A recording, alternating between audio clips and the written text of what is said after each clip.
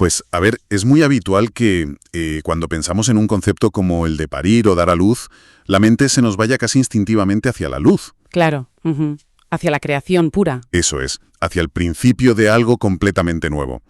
O sea, es un acto muy visceral, evidentemente. Muy físico, sí. Atravesado por el dolor y el esfuerzo. Exacto. Pero a nivel biológico y cultural, pues está impregnado de una esperanza tremenda. Es, en esencia, el triunfo de la supervivencia, ¿no? Representa el inicio de la vida. Es la biología operando a su máxima potencia para garantizar que la especie continúe. Sí, un folio en blanco. Eso es. Todo nuestro cableado evolutivo está diseñado para ver ese momento de parir como la victoria definitiva sobre la extinción. Vale, pero ¿qué ocurre cuando la literatura decide secuestrar esa misma imagen, ese concepto tan universal de esperanza, y de repente lo retuerce hasta convertirlo en una condena perpetua? Pues que te rompe los esquemas por completo. Totalmente. Pues hoy nos sumergimos en un texto que hace exactamente eso. El objetivo de nuestra inmersión de hoy es diseccionar un único documento. Y hay que decir que es brevísimo. Brevísimo. Son apenas 12 líneas de poesía sacadas de una obra que se llama simplemente Texto. Y bueno, el título de este fragmento es Parir eternidad. Madre mía, ya solo el título tiene tela. Ya ves, y la misión que tenemos hoy es desentrañar cómo, en tan poco espacio, el autor logra hacer una especie de ingeniería inversa de nuestra biología y nuestra espiritualidad. Y creo que aquí es súper importante establecer el tono de lo que vamos a analizar, porque, a ver, las imágenes de este poema son densas. Muy densas. Asfixiantes, diría yo. Exacto. Profundamente oscuras. No hay ningún espacio para la sutileza aquí. Es un universo de sufrimiento tan comprimido que cada palabra tiene que cargar con un peso tremendo. Y por eso la regla que nos hemos marcado para este análisis es súper estricta. No vamos a añadir absolutamente nada externo. Nada de contexto histórico ni biográfico. Nada. Cero. Todo lo que saquemos va a surgir exclusivamente de la arquitectura del vocabulario, de cómo chocan los conceptos ahí dentro, en esas 12 líneas. Y fíjate, esa colisión ya empieza desde el segundo cero. Literalmente. Porque para entender lo incómodo que es este texto, tienes que mirar el choque frontal entre el título y el primer verso. Claro, el título es Parir eternidad, o sea, dar a luz a algo que no tiene fin. Que en cualquier otro contexto, un contexto religioso o clásico, sonaría a gloria celestial. A trascendencia pura. Pero la primera línea del poema te destroza esa expectativa de un plumazo. Sí, empieza diciendo, sinergia cadavérica. Sinergia cadavérica. Y lo sigue, sin darte un solo respiro, con agonía divina entre fauces inmoladas. Es que te deja sin aire de buenas a primeras. Es una disonancia tremenda. Es una disonancia cognitiva brutal. Si nos detenemos en la palabra sinergia, es un término que asociamos al mundo empresarial o a la biología, ¿verdad? Sí, aquí pues que funcionen bien. Eso es, una sinergia implica que varios elementos colaboran de una forma tan óptima que el resultado es mayor que la suma de sus partes. Implica vitalidad, eficiencia. Exacto, un sistema que prospera. Pero claro, el autor coge y le incrusta el adjetivo cadavérica. Sinergia cadavérica. Es que, Sí, pero al servicio de la podredumbre. O sea, como si los tejidos pudriéndose colaboraran. Exacto, como si las bacterias y las leyes de la descomposición estuvieran colaborando de manera armónica, casi a nivel corporativo, para optimizar la muerte. Madre mía. No es un caos, es un sistema perfecto diseñado exclusivamente para el deterioro. A ver, vamos a desgranar esto con una analogía, porque me ayuda a visualizar la mecánica. Imagínate que estamos observando un mecanismo de relojería. Uno de estos relojes suizos súper precisos. Pero si miras de cerca, resulta que todos los engranajes están completamente oxidados. Llenos de rumbre. Llenos de rumbre, la grasa podrida, el metal que se te deshace solo con mirarlo. O sea, la lógica pura te diría que es imposible que esa máquina gire. Debería estar atascada. Completamente bloqueada, claro. Pero, y aquí viene lo fuerte, de alguna manera incomprensible, el reloj hace tic-tac a la perfección. y encima lo hace utilizando su propia destrucción como combustible. Pues mira, me parece que esa analogía del engranaje oxidado captura perfectamente la esencia de esto. Es una coreografía del sufrimiento. Sí, donde cada pieza empuja a la otra. Exacto, pero ojo, que el texto no se queda solo en que la carne se descomponga, sino que lo eleva a otro nivel con esa frase de agonía divina. Y ahí, justo ahí es donde yo me atasco un poco. Hay un obstáculo lógico que me cuesta procesar, la verdad. A ver, cuéntame. Pues, ¿cómo puedes hablar de una agonía divina justo cuando acabas de mencionar que ocurre entre fauces inmoladas? Te entiendo. Porque claro, si yo pienso en lo divino, pienso en algo omnipotente, algo que está por encima del dolor terrenal, ¿no? Claro, intocable. Exacto. Y unas fauces inmoladas a mí me evocan un animal sacrificado, una bestia degollada en un altar de barro. Es barro, es sangre, es sufrimiento. Muy primitivo. Ya, choca mucho. Choca tela. ¿Cómo reconcilia el texto estas dos ideas tan diferentes? Pues fíjate que yo creo que esa contradicción no es un error. Es, de hecho, el núcleo filosófico de todo el poema. ¿Ah, sí? Sí, porque tradicionalmente la inmolación, el sacrificar la carne, es el peaje que pagas para alcanzar lo divino. El dolor es el puente hacia Dios, por así decirlo. Vale, el martirio de toda la vida. Eso es. Pero lo que hace este autor es eliminar tanto el puente como el destino. Aquí el sufrimiento no es el medio para llegar a lo divino. El sufrimiento es la divinidad en sí misma. Ostras, qué fuerte. La agonía no es algo que aguantas para salvarte. La agonía es el Dios absoluto que manda en este ecosistema. O sea que las fauces inmoladas son... Son la adoración invertida. Son bocas destruidas que ya no pueden rezar, atrapadas en un estado donde el dolor crónico es literalmente la única forma de santidad. Es una idea que te deja sin oxígeno. Porque si el sufrimiento supremo es el Dios, entonces ese Dios necesita un templo donde manifestarse. No se va a quedar flotando en el aire. Claro, necesita un cuerpo. Y ahí es donde el autor aterriza todo esto en lo puramente físico, en la anatomía, y de una forma súper violenta. En la siguiente estrofa leemos hambruna de estómagos deformes, viles sacramentos de obligada laceración. Es que el descenso a la carne es implacable. Y las palabras son como bisturís. Cuando dice hambruna de estómagos deformes, no habla de tener un poco de hambre temporal. No es saltarse el desayuno, ¿no? Extrema, el cuerpo se come su propio músculo, sus órganos. El estómago se deforma porque el contenedor se está devorando a sí mismo desde dentro. ¡Qué imagen más bestia! Y justo después de esa biología colapsando, nos mete el lenguaje de iglesia. Nos dice viles sacramentos de obligada laceración. Y a ver, esto cambia las cosas. Totalmente, porque un sacramento no es cualquier cosa. Exacto. Una laceración es un corte profundo en la piel.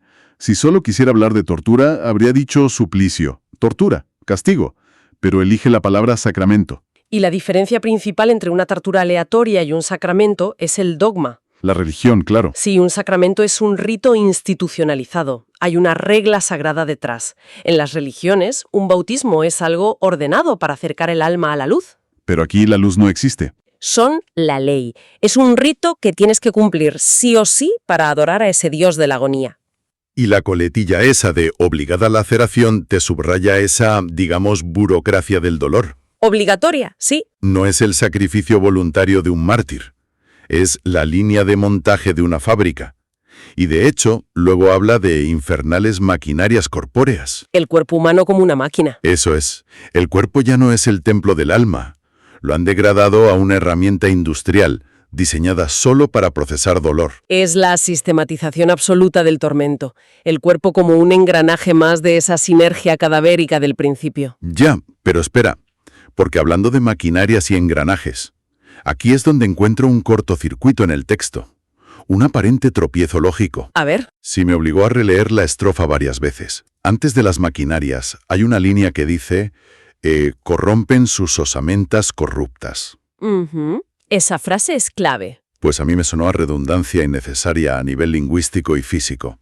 A ver, si una osamenta, si el hueso puro ya está corrupto, si ya es polvo y podredumbre, ¿cómo diablos lo sigues corrompiendo? Claro, te entiendo. Es que llega un punto donde ya no hay materia que destruir.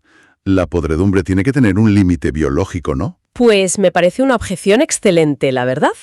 Porque la mente lógica te rechaza esa frase de primeras. Claro, desafía la termodinámica. Exacto. Tú esperas que el fuego queme la madera, que ven cenizas y fin de la historia. Pero esa redundancia, lo de corrompen sus osamentas corruptas, es la llave maestra para entender el tiempo en este poema. ¿El tiempo? Sí, es la puerta de entrada al verdadero horror matemático que plantea el texto. Vale, me tienes intrigado. ¿A qué te refieres con horror matemático? Piensa en la paradoja de Zenón. Uf, la de que nunca llegas al final del camino. Esa misma. La idea matemática de que para llegar a un destino, primero recorres la mitad, luego la mitad de lo que queda, luego la mitad de la mitad, y así hacia el infinito. Te acercas siempre, pero nunca llegas a tocarlo. Exacto, pues el poema aplica esa misma lógica a la descomposición humana. En la vida real, la corrupción termina en la nada, que en cierto modo es un alivio, un descanso final. Claro, dejas de existir y ya está. Pero recuerda el título, Parir eternidad. En este universo, la descomposición es infinita.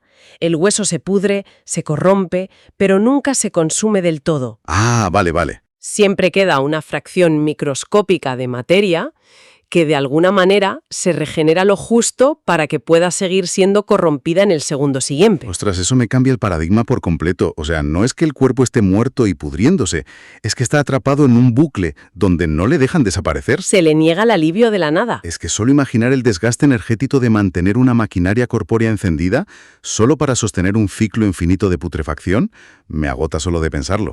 Es una condena a la fricción perpetua. El esfuerzo de no poder morir nunca. Trabajar eternamente a 1 milímetro de la inexistencia. Exacto. Y es ese bucle cerrado, esa corrupción infinita, la que nos arrastra al clímax del poema, a esa metáfora final que coge el título y lo pervierte el todo. Pues llegamos a la resolución. Y te digo que es muy difícil de procesar. Ataca instintos que tenemos muy arraigados. Voy a leer despacio los versos finales. Adelante. Dice así: desfigurada humanidad suspira veneno concentrado. Entre los senos anoréxicos la muerte gime, inoculada, con la semilla infecta, de una eternidad por sufrir. Es que es monumental y súper oscuro. Fíjate cómo arranca ese final. Desfigurada humanidad suspira veneno concentrado. El suspiro suele ser alivio. Exactamente. En el lenguaje universal, suspirar es liberar una carga, exhalar aire tras una tensión, pero aquí el sistema respiratorio se ha vuelto tóxico. Ya no procesa aire. No exhala aliento exhausto, exhala veneno concentrado. O sea, la humanidad procesa y expulsa letalidad. Y es una imagen que además prepara el terreno para la subversión más brutal del poema, que es todo el vocabulario ligado a la maternidad que viene justo después. Los senos anoréxicos. Eso es, a la nutrición. El pecho materno, que evolutivamente es nuestro refugio absoluto y nuestra fuente de alimento, aquí aparece demacrado, consumido por esa hambruna estructural. Es un recipiente vacío, que no tiene nada nutritivo dentro. Nada. Y sin embargo, a pesar de estar anoréxicos y vacíos, resulta que están amamantando algo. Están cumpliendo una función, sí. Y creo que aquí la arquitectura del poema se desvela del todo. Es que la analogía de este final no es el ciclo vital humano. Ah, no. ¿Cómo lo ves tú? Yo lo veo como un comportamiento vírico. A ver si me explico. Entonces, lo que significa todo esto es que la vida no está creando más vida. Es como un virus. Interesante. Desarrolla eso. La biología de los virus es fascinante. Si un virus es muy agresivo, mata al huésped rapidísimo y se muere con él, ¿no? Corta su propia expansión. Sí, se le acaba el chollo. Claro. Pero el virus biológicamente perfecto no te mata rápido. Se inocula en el ADN, secuestra tu maquinaria celular y la reprograma. Obliga a tu célula a fabricar más virus. Exacto. Tu célula deja de hacer sus funciones vitales solo para copiar el virus. Y aquí, esa desfigurada humanidad actúa exactamente como esa célula huésped doblegada y perfecta. Oye, pues esa lectura encaja al milímetro. La humanidad ya no es la protagonista de su propio nacimiento. Es la incubadora. Es simplemente el medio de cultivo. La placa de Petri. Y es que el poema te lo dice explícitamente. La humanidad ofrece esos senos anoréxicos suspirando veneno, pero no para criar a la nueva generación humana, sino para nutrir a la muerte en persona. Para perpetuar su destrucción. Y ojo al verbo que acompaña a la muerte. Para mí es el detalle que más pone los pelos de punta de todo el texto. Lo de que gime. Sí. La muerte no aparece aquí con la guadaña, siendo implacable, gélida y dominante. No. El texto dice que la muerte gime, inoculada. Como un recién nacido. Exacto. Un gemido de pura vulnerabilidad, como un ente débil que acaban de engendrar, que necesita que lo cuiden y lo amamanten esos senos vacíos para poder crecer. Es la profanación total del instinto materno. Te obliga a imaginarte acunando a tu propia muerte contra el pecho, atendiendo sus lloros. Con una dedicación enfermiza, además. La muerte no viene de fuera para llevarte. La hemos parido nosotros. Nace con la semilla infecta. Exacto. La pureza que asociamos a la palabra semilla, el origen de un bosque, la descendencia, todo eso se reduce a un triste agente patógeno. Y esto es clave para entender por qué estas imágenes son tan eficaces psicológicamente. No es asustar por asustar. Ataca nuestro cableado, como decíamos antes. Ataca directamente a la evolución. Llevamos millones de años programados para reaccionar al llanto de una cría protegiéndola o sintiendo repulsión por la podredumbre para no contagiarnos. Y el poema acoge esos imperativos indiscutibles y los pone del revés. Sí, fuerza a nuestros instintos de protección a abrazar justo lo que nos está aniquilando. Rompe el contrato biológico básico de la Tierra. Y esa ruptura total nos tira directos al último verso, el golpe de gracia que cierra el bucle y le da un nuevo sentido al título. La semilla infecta se planta en nombre de una eternidad por sufrir. Ahí lo tienes. El concepto de parir eternidad deja de ser una idea abstracta. Ya no es algo filosófico y vago. Se convierte en el inicio tangible de una condena matemática. El nacimiento que vemos aquí no es el principio de una biografía, ni de una historia con futuro. Es el pistoletazo de salida para un periodo infinito dedicado solo a experimentar dolor físico. Ininterrumpidamente, además. Si hacemos un poco de recapitulación de este trayecto que nos hemos marcado verso a verso, queda clarísimo. Sí. Parir eternidad es pura ingeniería diseñada para crear claustrofobia intelectual. Cada línea te levanta un muro. Cada adjetivo sella una salida de oxígeno. Yo lo veo como meterte en una cámara hermética donde te van cambiando el aire por un gas pesado. Ni un solo respiro. Ninguno. Porque el autor hace un secuestro semántico sistemático. Coge los pilares que usamos para construir un futuro soportable y los tira abajo. Uno por uno. Sí, coge la divinidad que nos consuela y la hace fuente de suplicio. Coge el sacramento que purifica y lo hace mutilación obligatoria. La semilla la vuelve enfermedad. Y el parto, nuestra relantía de supervivencia, lo convierte en la incubadora de nuestra mortalidad. Es desolador. Sustituye el espíritu por la carne precaria y la trascendencia por una burocracia del dolor. Y sin recurrir a infiernos externos de demonios ni nada. Claro, el infierno está en la propia fisiología humana. El enemigo es tu esqueleto, tu instinto, tu sistema circulatorio. Por eso decíamos que, siendo tan comprimido, exige un peaje analítico alto. Demuestra que no necesitas 800 páginas para crear un universo opresivo. Te basta con emparejar las palabras correctas para detonar los cimientos, ¿sí? Pero bueno, tras desmontar toda esta maquinaria pieza a pieza, hay una reflexión que se me queda flotando. A ver, ¿hacia dónde va esa reflexión final? Pues mira, a lo largo de la historia, en casi todas las culturas, el ser humano siempre ha querido la eternidad. Es nuestro galardón soñado. Sí, la vida eterna. Perseguimos extender la vida con la ciencia, buscamos paraísos con la religión o intentamos hacer historia para que no nos olviden. Queremos ser permanentes. Pero siempre bajo una premisa. Asumimos que esa eternidad viene con conciencia, con paz, con disfrute, o al menos con esperanza. Claro, pensamos que el para siempre es un sitio bonito. Exacto. Pero si aplicamos la lupa de este poema, si le arrancas a la eternidad la esperanza y la dejas desnuda, si solo te queda la persistencia física de un sistema nervioso que no se puede apagar. El panorama se vuelve insoportable. Y yo me pregunto, ¿no se convierte entonces la eternidad por sufrir en el concepto más aterrador y desolador que un cerebro humano puede concebir? Madre mía, sin duda. Un infinito donde la única razón de existir es ser el recipiente de un castigo inútil. Un dolor que nunca, pasen los milenios que pasen, termina de nacer. El abismo de una eternidad por sufrir. Pues ha sido una inmersión verdaderamente intensa por las sombras de este texto. Hoy hemos visto cómo la literatura a veces nos disecciona a nosotros. Ha sido fascinante, la verdad. Muchísimo. Y bueno, agradecemos enormemente el tiempo y la atención de quienes nos acompañan al otro lado. Desentrañar estas oscuridades cuesta, pero la claridad que sacamos compensa con creces. Merece la pena, sin duda. Hasta la próxima exploración.